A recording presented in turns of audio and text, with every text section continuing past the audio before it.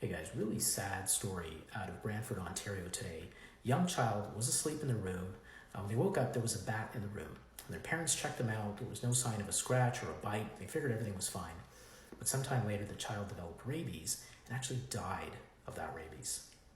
So in the Western world, this is rare. There have been 28 human cases of rabies in the last 100 years in Canada, and we haven't had a domestically transmitted rabies case in Ontario in the last 50 years. Now, around the world, there are still 60,000 deaths from rabies every year. Mostly that's from dog bites, whereas in Western countries, it's mostly from bats, but rabies is also found in skunks, it's found in raccoons, and it's found in foxes. Rabies is a neurotropic virus. It centers onto the neurologic system.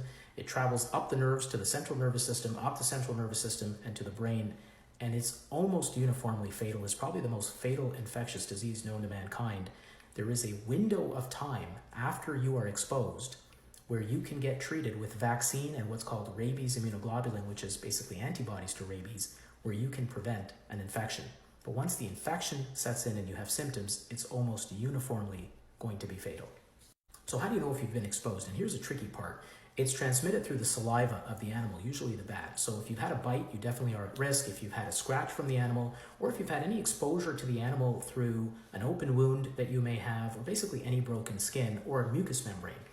On the other hand, it's also a rule of thumb that if you don't know if you've had that exposure because, for example, you were asleep when you had the exposure, or if it's exposure in somebody who has cognitive damage, who can't really report if they've had close contact, then you have to assume that there has been a transmission event. And the problem is that bat bites are often tiny, and people often don't know that they've been bitten in their sleep and don't feel the symptoms of that bite when they wake up. So if you've been exposed to the bat and you haven't been awake, you have to assume that you've had transmission.